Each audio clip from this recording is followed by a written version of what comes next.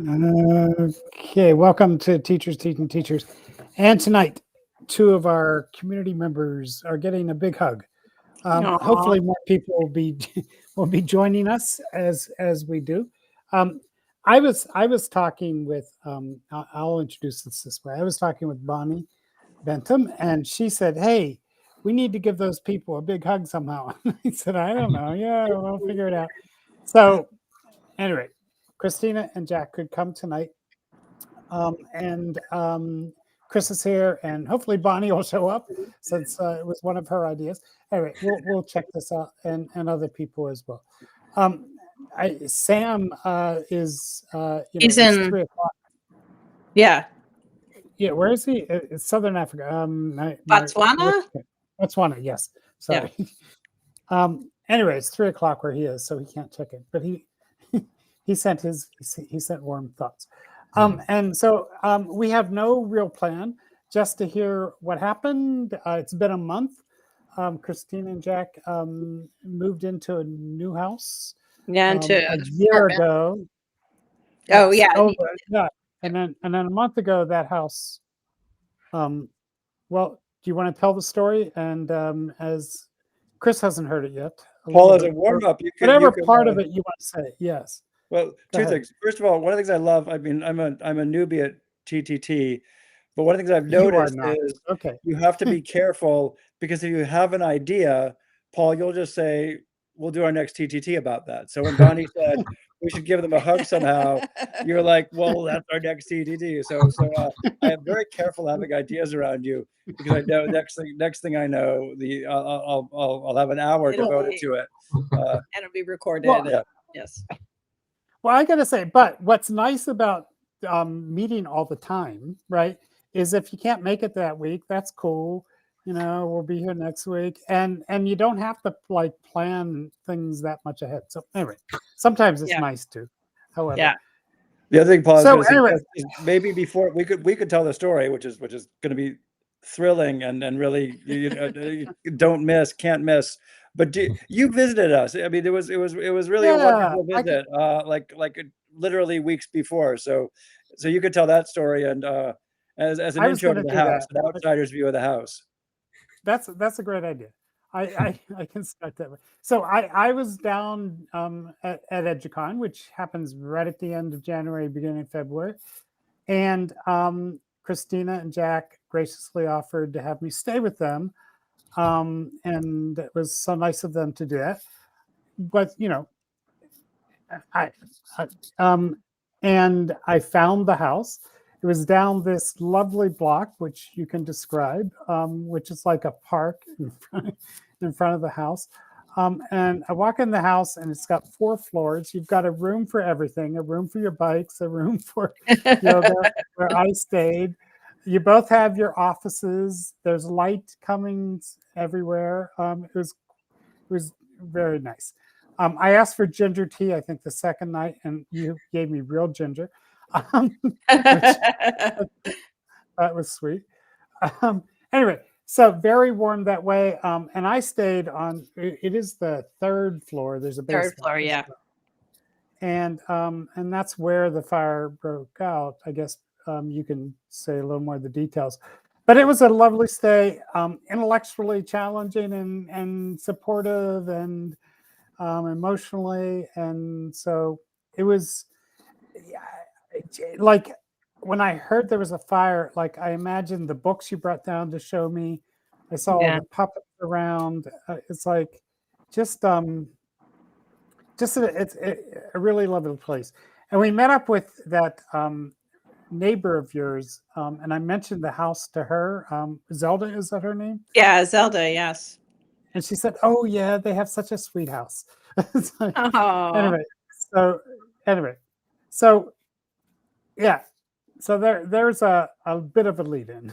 And I'll let Chris tell this story because she's the TTT regular. But just I mean, Paul, you're coming. I mean, I think it kind of it reminded us what the best of having a wonderful home is like friends coming from out of town and having long late discussions about big ideas and things, and eating meals together, and just, it was like, oh, let's do this more often.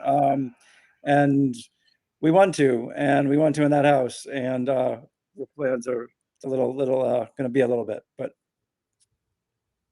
Yep. Jess, you got here. Thank you. Welcome. Hi, Jess.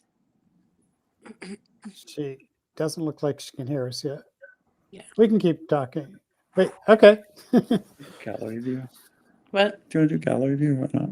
Doesn't matter.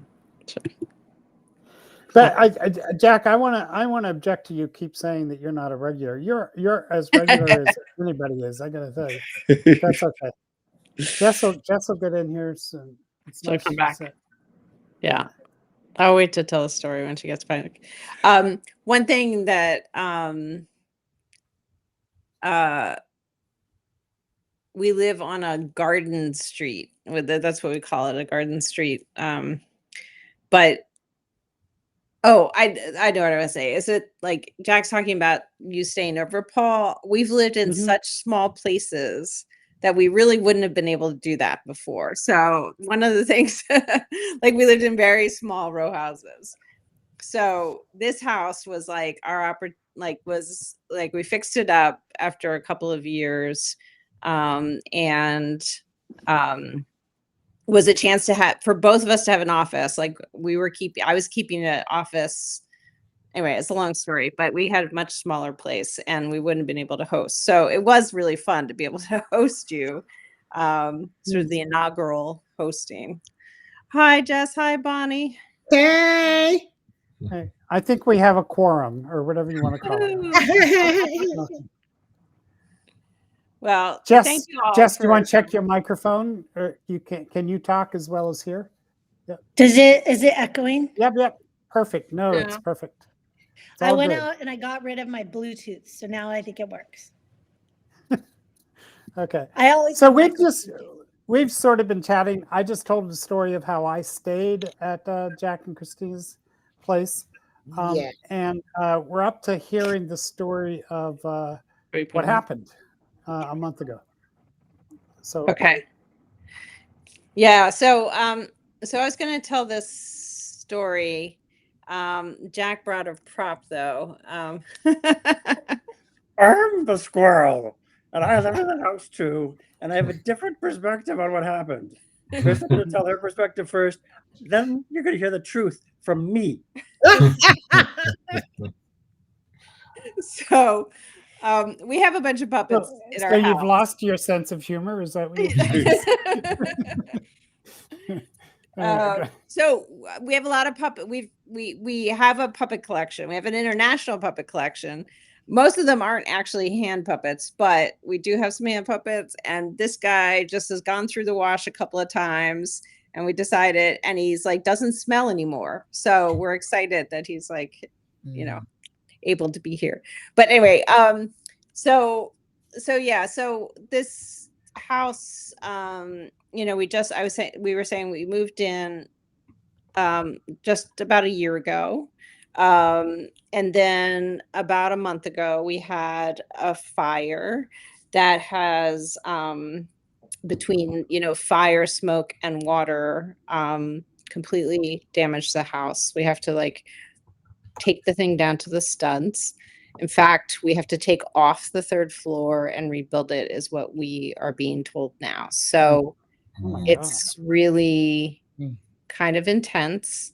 We're doing okay though. I mean, we're in a nice apartment in close by. We're on the 11th floor of a little high rise, and we can see all of South Philadelphia from our window. We can see the stadiums actually. Wow. So when the Phillies play, we'll see the fireworks. The fireworks. Yay. So, we're very thankful. We have insurance, we have great community and family and friends, including you all. And I was very moved by the inviting us here tonight. So thank you. But yeah, I told them that it was your idea. It was our idea together. It was our idea together. And I said, Paul, we are human beings too. And you know, I miss seeing the both of you here on Wednesdays. So I said, let's just calm the waters and just show you all our love and appreciation of you not being here with us on Wednesday evenings. I really appreciate it. It was very sweet. It definitely made me cry when I saw the listing. So, and yeah, like we've been sort of functioning a little bit. Like Jack's been high functioning, I have to say, but like our usual commitments we haven't been able to be places, right? Like we've just been kind of overwhelmed. I think I've been at like half mast, really honestly, but but anyway, the story of what happened was that there was we renovated really most of this house and we left the third floor as it was because it kind of worked for us. Like we didn't really have any big issues with it. We did put in new light fixtures and everything, but one of the fixtures that we didn't replace, so this is my PSA for everybody, was an exhaust fan in the third floor bathroom. And this was not a room that had like a shower or anything. And we didn't really and it didn't even make noise. Like you had to like look up to see that there was a fan up there, you know? And we just didn't think about it. And, but apparently the fan, it was on a single switch. Apparently the fan was live, and must have been sparking up there for a while.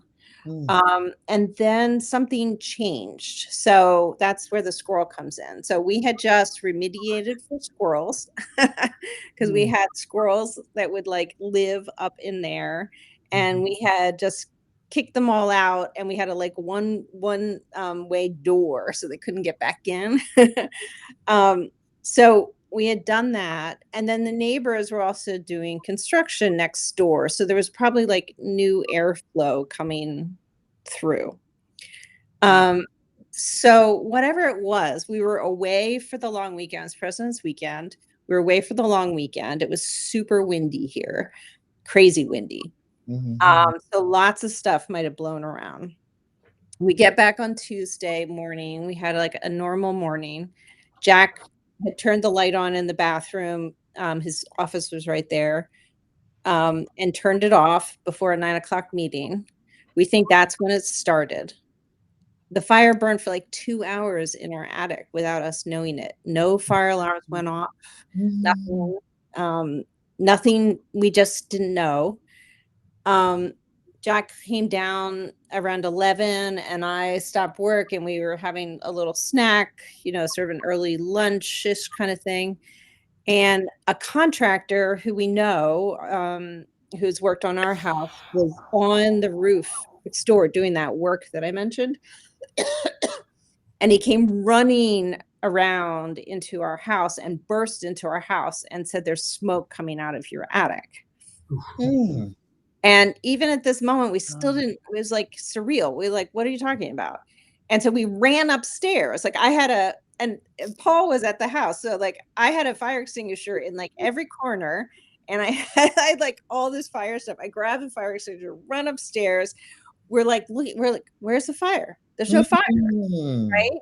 And so he's like leaning out the window. "There it is. I can see it out the window," and Jack's with him. And so Jack starts grabbing some stuff and he's like, yells to me, like, "Grab important things," or whatever. And I like kind of froze. I didn't really know what to do. I did grab a few things, and that turned out to be really important that I grabbed. And we got out of the house and I called the fire department. So I get on the phone with the fire department and I'm like, "We have a fire." And the woman, like, she sounds like she doesn't believe me because she starts asking me questions. She's like, "Well, where is it, miss?" And I was like, to give her an address. And I was like, "You have to come on the alley, blah, blah, blah." And she just was still asking me, "No, where in the house is it? Where is the fire?" And I was like, I don't know where the fire is." And I was like, hold on a second. And I like walk through the house and go out the back door, which is where our contractor had been saying the fire was. And I look up and there's like smoke just billowing out of our a roof line. And I just screamed into the phone. Like, I can barely remember what happened. And she, you know, connected me directly to the fire department then. And the fire department came really quickly. I think someone else called too, because they came so quickly that I was like, whoa, that was a miracle. Someone else must have called, I realized later. And yeah,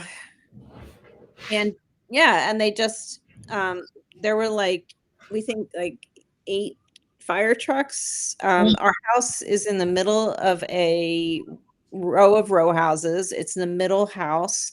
And you can't drive on our street. So there's no way to like drive in front of our house. You can drive in the alley behind our house, but not in front, because we live on this garden street. So like 4 trucks on each, like on 23rd and 24th Street, and these huge hoses coming down, and they got on the roof and they came up through my neighbors' houses, and they just dumped a crap load of water on the house. And the fire eventually stopped, but not before it spread to both neighbors' houses. So the neighbors also are displaced right now, and have, you know, fire damage and some water damage. So I guess the only things were that the fire department was amazing. Red Cross was there immediately also and kind of helped with everything. Neighbors came from like all over with blankets and socks. I was like, You want to take, you know, like you want to take a break? Yeah, I guess you want to take a break in your storytelling? It's up to you. Jack, Yeah. you want to add anything? Something. Or the squirrel? Okay, go ahead, squirrel. So I've lived in that house. My parents lived in that house. My grandparents lived in that house. We've lived in that house for 20. Wait, is that a dog? Is that a dog? Yes, It's a dog. Is that dog eat squirrels? Oh, the dog chases squirrels. Yes, he loves squirrels. All right, I'm gonna hide. I'm gonna hide behind this chair over here. Okay, the dog can't smell me downwind. Okay, so we lived there for 3-4 generations. We've lived there much longer than all these bourgeois newcomers.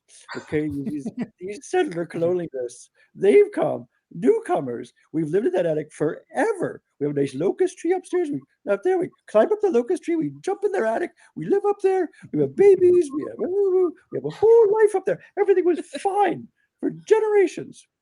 Then they decided to bring in the squirrel police, and the squirrel police put ladders up, and they sealed the whole house up, and they put trap doors on the openings that we chewed with our own teeth to open those openings. But they put trap doors on them, so when you walked out, they wouldn't let you back in. So what did we do? We had to chew new openings. Too sweet, because otherwise our families were stuck outside. So we chewed new openings, and it was a busy week. It was a very, very busy week. We had a lot to do. But something went wrong.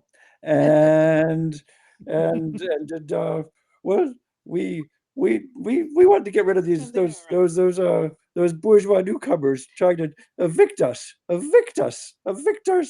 from our legacy where we'd lived for years. But we burned down the house instead.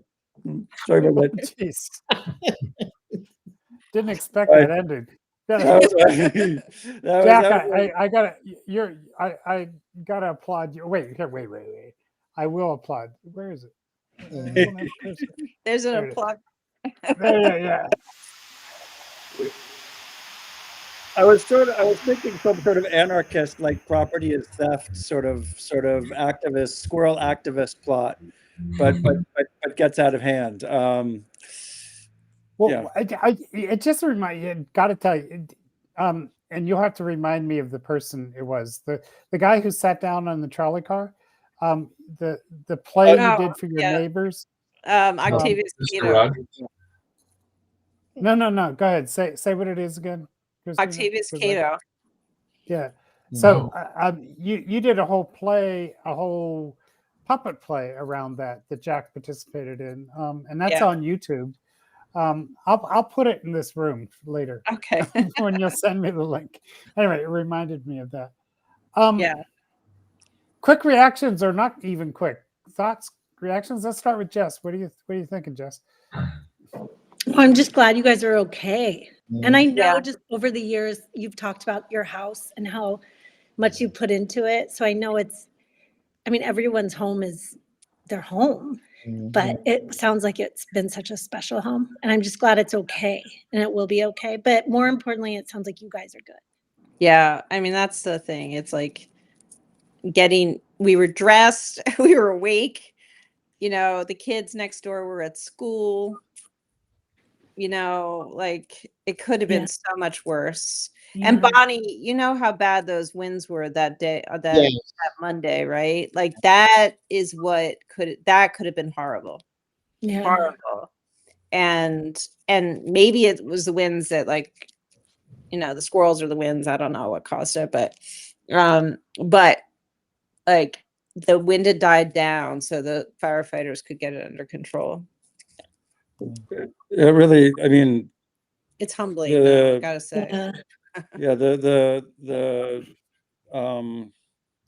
having a few minutes to get stuff like that was, you sort of felt dumb. You were like, well, this is probably going to be like a false alarm or something, and I'm gonna look like an idiot bringing all my belongings out running outside like the house is on fire, throwing all my belongings out there, and but and really like kind of caring about Chris and wanting to make sure she was. But I saw her come out with her cello, and I was like, okay, she's doing the right thing. She grabbed her cello, and I have a bunch of like 100-year-old papers and documents and photos from my family, and I was kind of grabbing those. And I think I know I'd be a lot more bereft if I'd lost.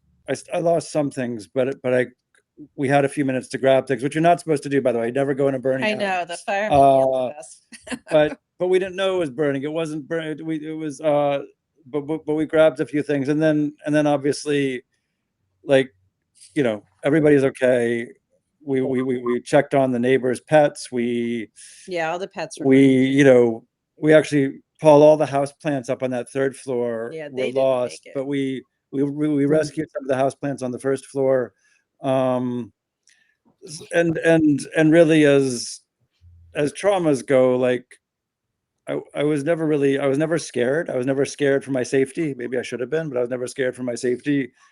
I mean, anyway, we have a lot to be grateful for, and the firefighters were amazing. Like, I mean, what you do, you have an attic fire, and it's on a block of row houses, so you have to put it out really fast, or the whole block will burn down.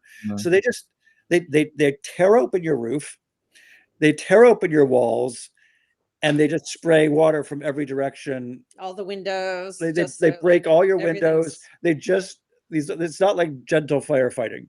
It's very, very not gentle firefighting. Like, they're all big guys with axes, and you watch them in action, you're like, oh, you're kind of enjoying this. I'm sure your job is miserable and scary, but you can see it now. You go through the house and you can see where they take those axes. Imagine the drywall behind us.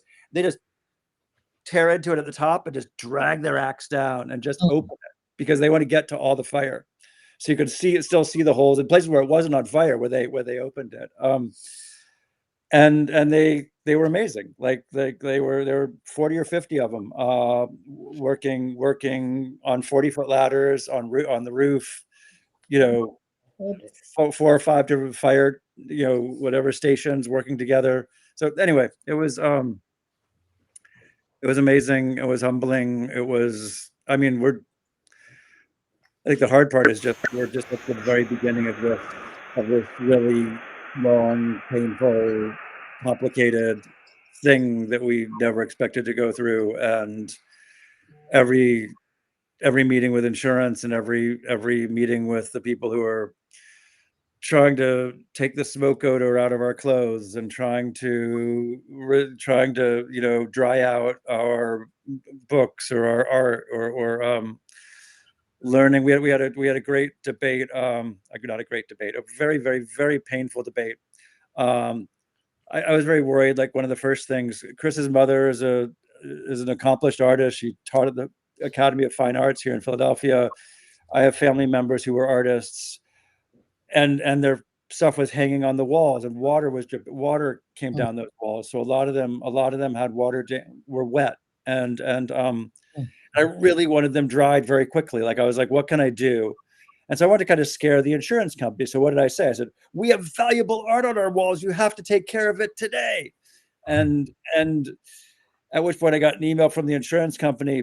So Chris's dad is an insurance. He's owned an insurance agency his whole life. It's his career. So we're incredibly lucky, and I felt like, just in incredibly good hands from the second Chris called her dad. He was like, "I'll take care of it," and they got on the phone and everything. And we have $250,000 in coverage for our belongings, and I'm like, "That's awesome! Look at that! Could we? I don't know. We don't have a care in the world." And the first email I got from the person when I was yelling about the art needing to be taken care of is that we have an exclusion for Art. jewelry, art, antiquities, collectibles, sculptures, fine arts, Jesus. things, drawings, Puppets. fine art, anything. Anything but TVs. So basically, like, you have $250,000 of coverage that covers everything except anything that's valuable. Oh, that coverage. So I went from telling everyone that we had incredibly valuable, important works of art on the wall to we had really crappy like decorations on the wall, like that no one could possibly mistake for art. They were really like the doodles of our family members. Well, that and internet, our puppets were just dolls. Our puppets were toys. They were. It's not a serious art form at all. They were just toys. So it turns out toys they have to restore. But if it's art, they could just be like, oh nope, sorry, not our problem. Wow. So anyway, it was. Jack, can you say more about the papers you recovered? Because you had told me how important it is for you to capture the history of your family. Is that some of the papers, or yeah? So I mean, my mother had in particular done a remarkable job kind of hoarding all the family's legacy. Like, someone would die and she just grab the box of old stuff, old photos, old papers, whatever, from their house, which was wonderful, which meant we had an amazing collection of the family history. But then she wouldn't let anyone touch it as long as she was alive. So it lived in our attic for 50 years, and when my parents passed away, sort of that stuff fell into my custody. And I've spent, really, it was kind of began as like a COVID hobby. Like, we're stuck at home. My parents had just passed away, so it was really fresh in my mind. And I was like, well, let's see what all this stuff is. So I spent a couple of years working with a German teacher, translating hundreds of letters. I've looked around archives, archives of the Holocaust in Europe, archives of property records from Romania and Hungary over the years. I studied Hungarian for a couple of years to learn more about that. And all these things were sort of this archive, which was kind of in a bunch of Tupperware bins as I tried to organize it and sort it and digitize it and things like that.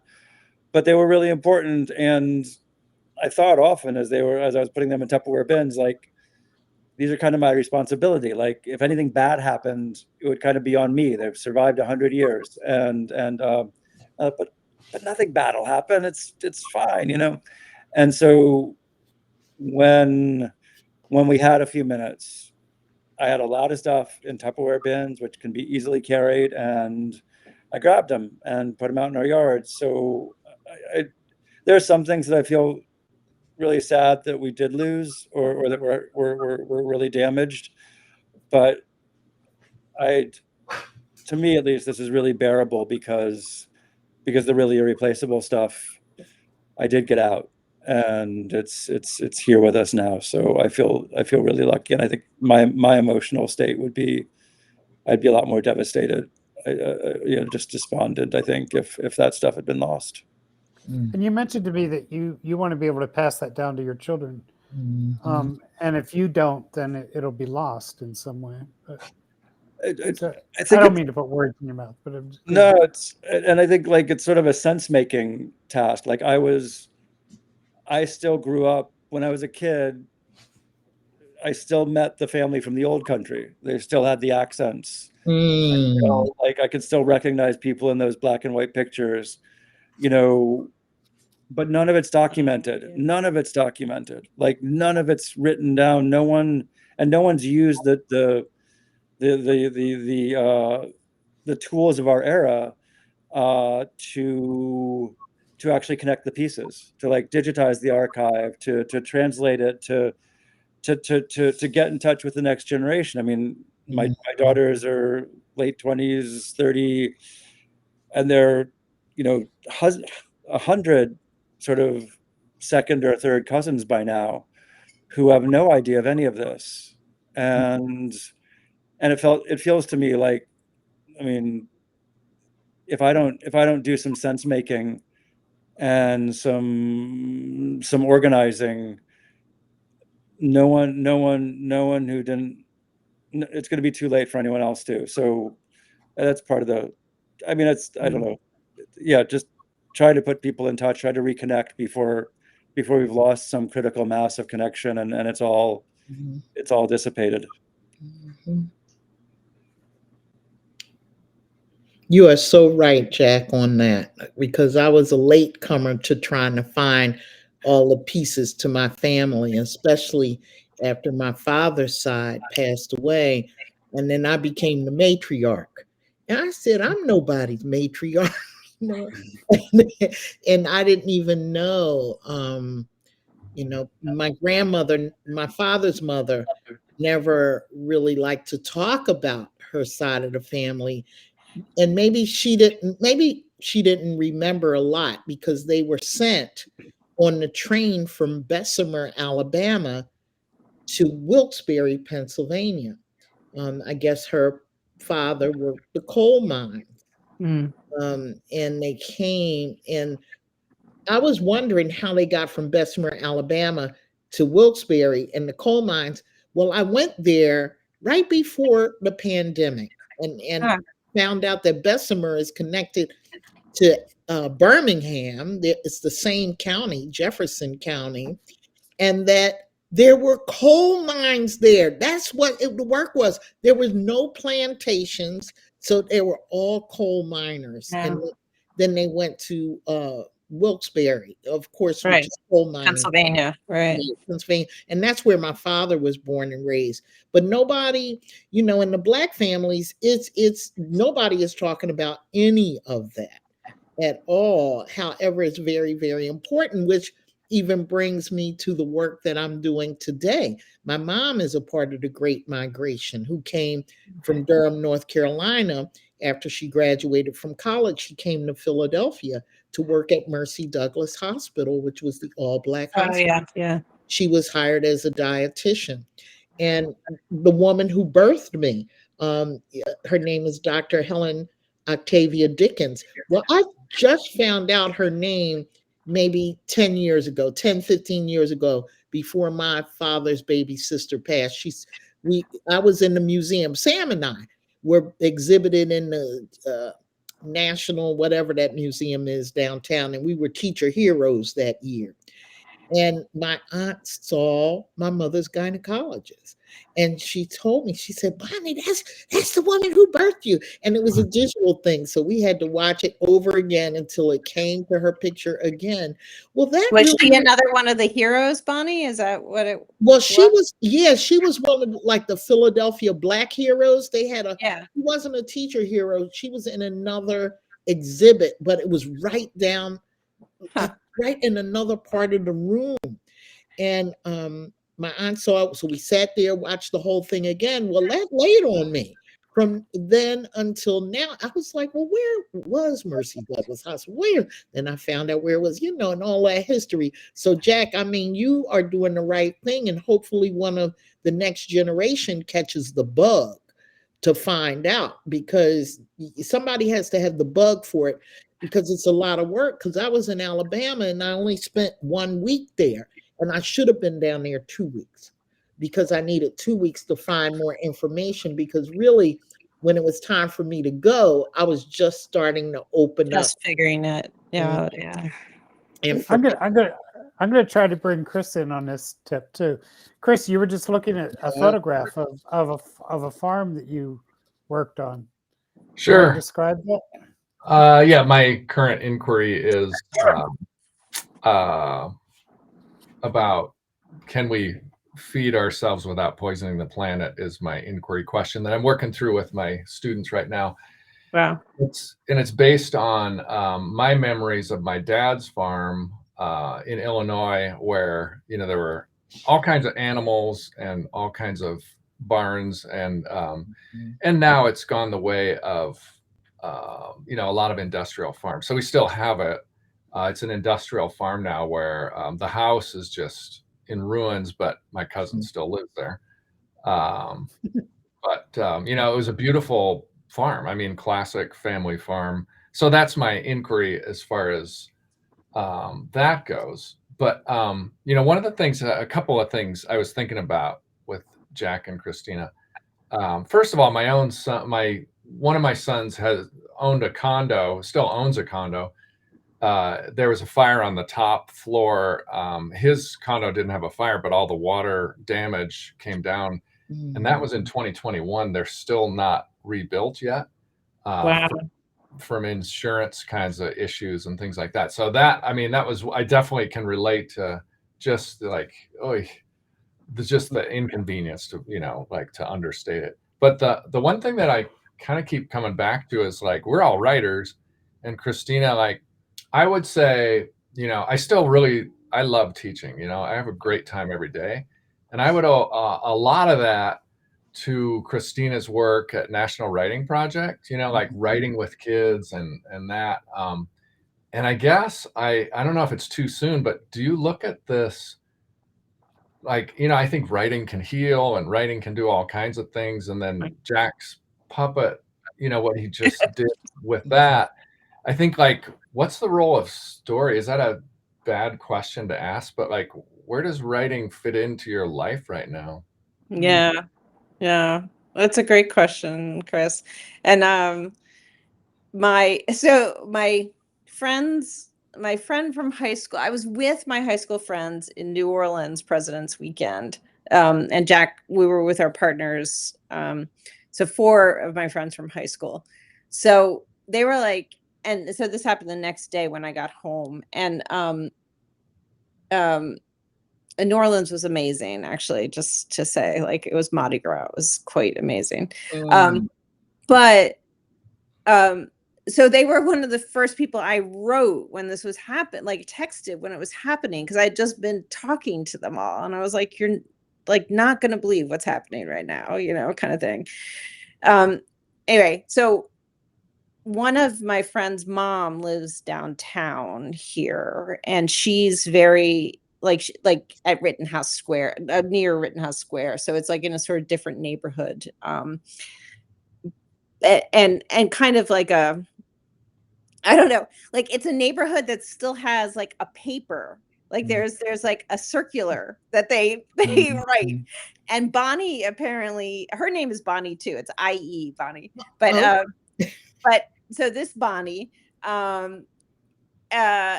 runs, like, a column on this paper that's like passed around, and she wants me to write about the fire for the circular, and she wants to tell her editor to expect it so they can hold space for it. And it was like such a trip back into like, wow, that's how it used to happen. Did you tell her the squirrel's gonna write it? Right? So yeah, but I was like thinking, like, okay, I'm just trying to catch up with things right now. Like, but then I'm like, Chris, you're stupid. Like, write about it. Like, you need to write about it, right? Like, this is, and whatever the audience, like, just it's a venue and an audience, and like, it's And probably genre, going to be cathartic, and and a you don't genre. have you don't have to assume it's going to be come out as newspaper article. It could be poetry. It could be Right. Yeah, it could the other just be things. something. And it also could be music, Christina, because Oh, when yeah. Jack said, Oh, that's Christina remembered to go in and she brought out her cello. That was on my mind the entire time. I knew once you all were okay, I was okay. And then I said, where's the cello? Yeah. In my head. Yeah. So I you studied cello when you were in high school. Say more Yeah, on I that, and what are started you doing now? cello. Yeah. I started cello when I was in 5th grade. So how old does that make me? So I had like a 3/4 little cello. And then when I graduated to the big cello in high school, my mother had a cello. She also played cello in high school and then gave it up. So, but there was this cello in the attic, you know. So I got the cello in the attic and went on to play through high school and a bit later, but it was really sort of not an organized way very much. So, but I've been carrying this cello around with me my whole life. And it's it's like a wooden cello. Like now you can get kind of pressboard cellos, pretty easily, but this is like a nice solid. The original instrument. Yeah, it has a nice resonance. It's like a nice, and yeah, when I said, like, when Jack said grab stuff, I literally froze. I was overwhelmed by that thought. But then I turned around and I saw the cello and I was like, holy shit, I gotta grab that. Like, that's gotta go. Come on, come on, Spirit. Put it right there, right in your viewpoint. Come on, Spirit. Yes. And I'm so glad I did. It wouldn't have made it through, Bonnee. Like, it totally wouldn't have made it through. Like, it, so anyway, yeah, it would have been ruined if not crushed, because one of the doors, like in that part of my room, one of the doors, like we had just put in these French doors and one of them had fallen off, and so yeah, I probably would have been crushed. But you play for a local orchestra, do you?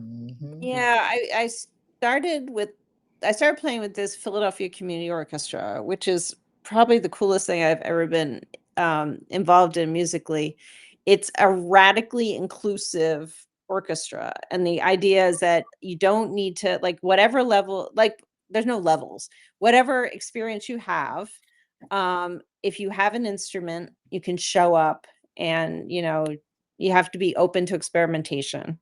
And so the opportunity to write music about this, Bonnee, is real because of that group. Like, we do kind of experimental music, and I mean, we do improv, and I was trained to read music. So, like, doing improv is really actually very challenging. And, I need to, like, listen to more jazz and talk to Sam and think more about improv, because, like, maybe the improv partner can help me, because but yeah, but it is an opportunity to, like, think this through in a more visceral way like that musically. And I went back to orchestra the next week because it was Jack was like, we just have to do normal things, like go to rehearsal. So everybody there knew about it. I was still sort of in shock. And anyway, so Well, that's one of your communities. yeah, they've just been amazing. As like all my, but anyway, it was just really lovely. Everybody was very supportive. And what are you playing right now?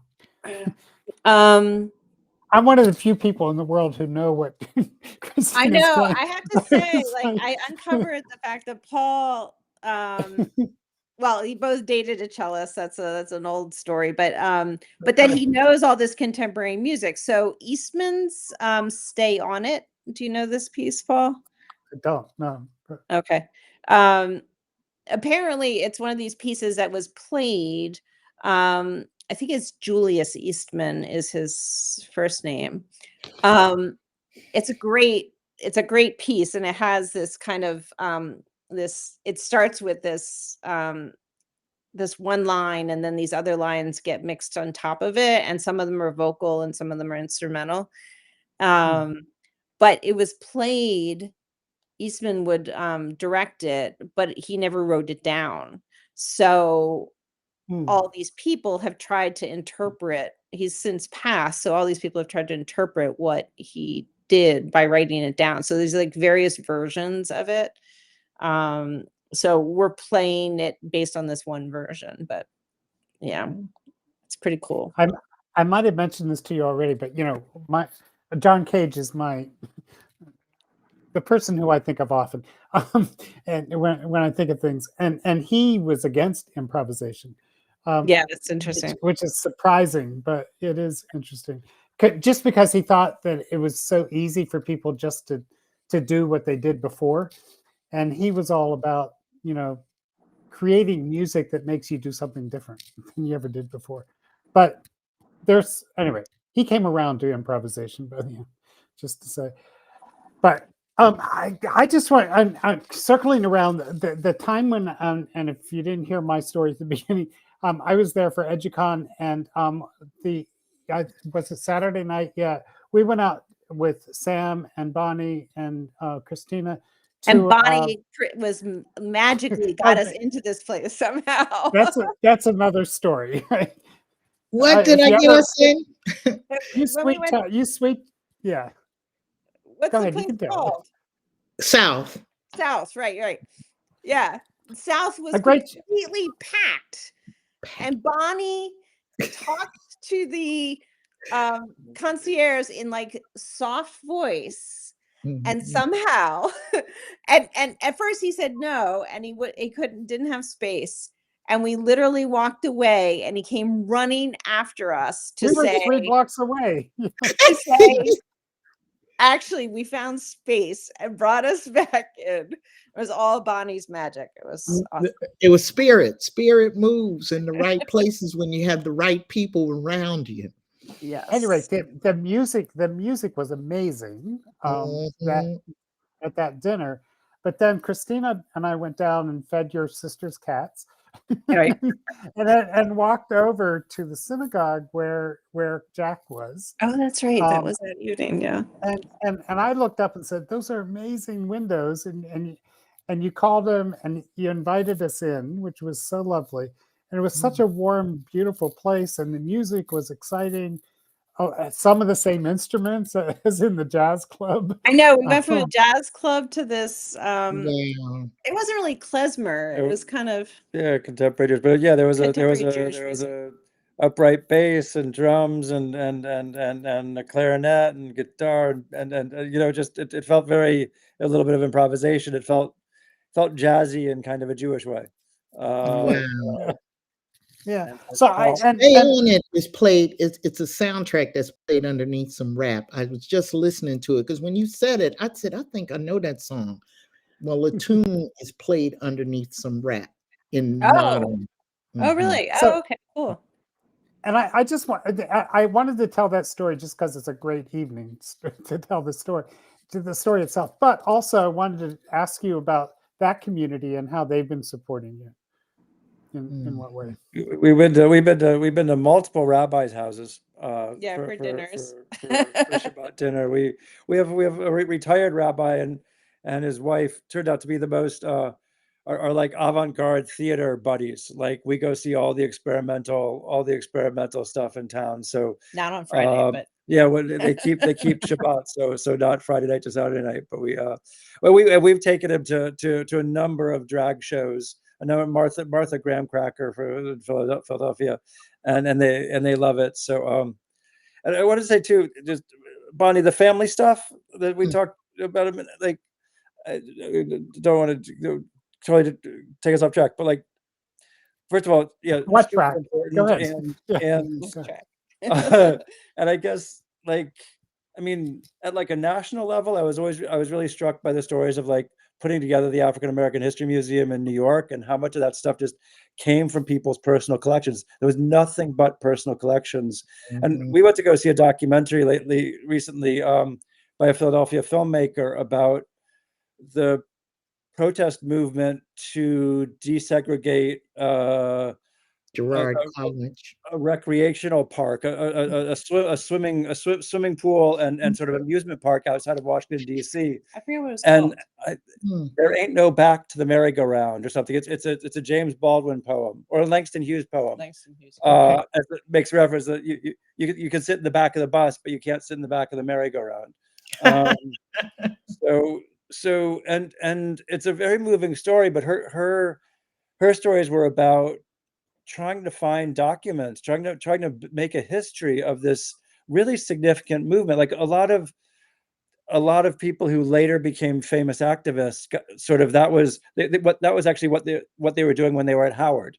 They were at Howard as students. They kind of cut their activist teeth in that movement, and went on to great things. And she said so many of those documents, like people would just bring out a shoebox from under their bed. And she was, like blood, sweat, and tears for 10 years just to document, this history is so important, and it's in shoeboxes. And I think too, like thinking of the Great Migration, my family fled, dire race-based political persecution, and went to strange countries and went to new cities and were poor and didn't speak the language and were socially awkward and out of place because they didn't know any of the way, I mean, the Great Migration in its own way, like fleeing political violence, fleeing race-based violence, arriving in these cities where race and labor politics were terrible, and thinking of it as an immigrant experience. I don't know. It feels like documenting that and telling those stories and doing the things like who's gonna the people who are 25 years old now won't understand what's in that shoebox under the bed. It's sort of people our age who can mediate between that shoebox under the bed and the next generation, if we can figure out how to tell those stories. And Jack, understand that really what opened me up even wider to it was Isabel Wilkerson's story, The Warmth of the Sun. Because I mean, that book was amazing, because when I read it, I'll tell you all this, even while everybody is on here. My mother, we used to go to North Carolina. We drove at night to go to North Carolina from Philadelphia. And my mother used to carry mayonnaise jars in the car for us to stop on the side of the road and urinate. As a Philadelphia city girl who never had urine touch her hand, and you don't know how to aim your urine as a girl on the side of the road to go into a mayonnaise jar, that was in the book too. And my mother never told us why we had to do it, because we weren't going to be allowed to stop anywhere to go to the bathroom. We were never told any of that. And it was like oh my goodness, that's why my mom made us do that. The reason why we traveled at night, so the state troopers wouldn't stop us as a family driving in a decent car, looking decent. Like, oh my goodness. They hid so much away. It's amazing. And it's so recent. It's the other thing about that book is how what book is it? Is it Cass? No, that's her second one. The first one, The Warmth of Other Suns, America Great Migration Stories. She follows 3 or 4 people. Oh my gosh, I haven't read it. The Warmth of Other Suns. Okay, I'm ordering it right now. Yeah. It's also such a great title. But it goes all the way It's to a Langston Hughes poem, right?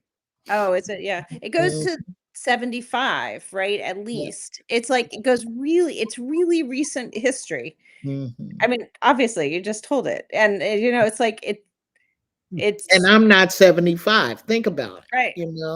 So, I'm a That's what I child mean. of the It's just 60s. really recent, and that book made it clear, like how the patterns of migration went on for decades and decades and decades, and the violence went on for decades and decades and decades, and the labor issues and all of that. Anyway, that's for me, that was one of the things that was really astounding about that story too. Is just I was like, wait, I was alive then. What are we talking about? So I'm glad you got the Tupperware bins out. And And will the they cello. change from plastic to something else now?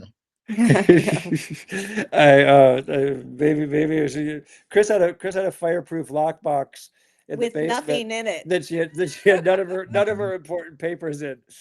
So the fireproof lockbox came through perfectly, but I at least I for one had to dig my passport out from the wreckage. So we should do a better job with using those. All of So us I- should. You taught all of us something today Yeah. about Yeah, that. yeah. So I don't want to get too profound, but there's a lot of trauma in the history, a lot of trauma going on right now in our history. Now, right? yes. But your trauma of your house is like, it's a micro trauma to these bigger traumas, but so thank you for sharing these traumas. I mean, in the larger context in some way.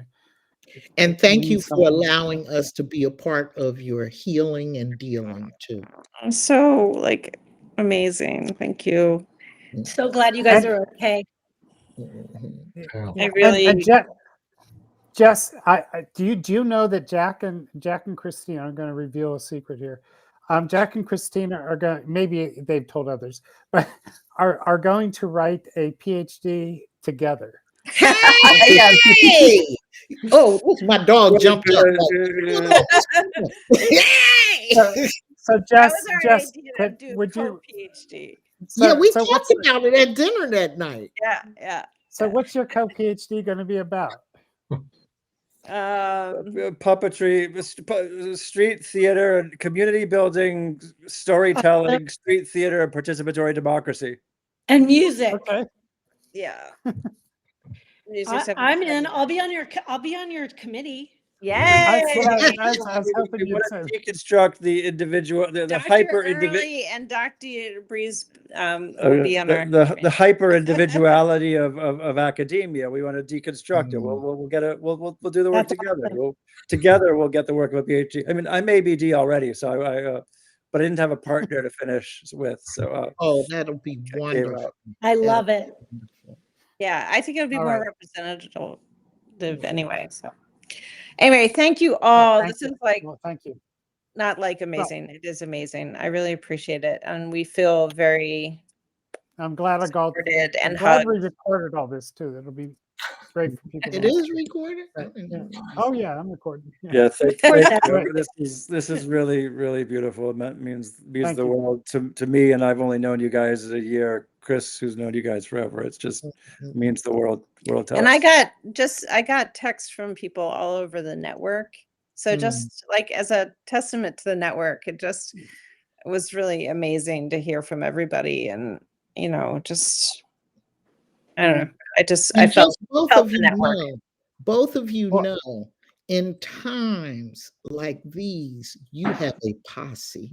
And that also, you don't have to think about, should I call? Should I ask? Just do it. Because we Thank are you, Bonnee. here for you. So appreciate it. Also, And Christina, what you said about operating at half mast, like that's okay. Give yourself time. You don't have I to. know. Tin has been amazing. She's just like, you really don't have to do that. Awesome. Just take time. Sending love to you guys. I got to go to soccer. Thank you. Yeah. And Chris, you got to go do your grades. Thank you for Yes, Me sir. too. giving us an Chris, hour. what are your grades do? Mine are 5 p.m. Friday. Mine are tonight. These are midnight. tonight. Oh, Lord. have Thanks for being here, Chris and All right. Bonnee. Thank you. All Thanks right. a lot. Night. Lester. Talk Love to you all. Yeah. Bye. Night. you guys.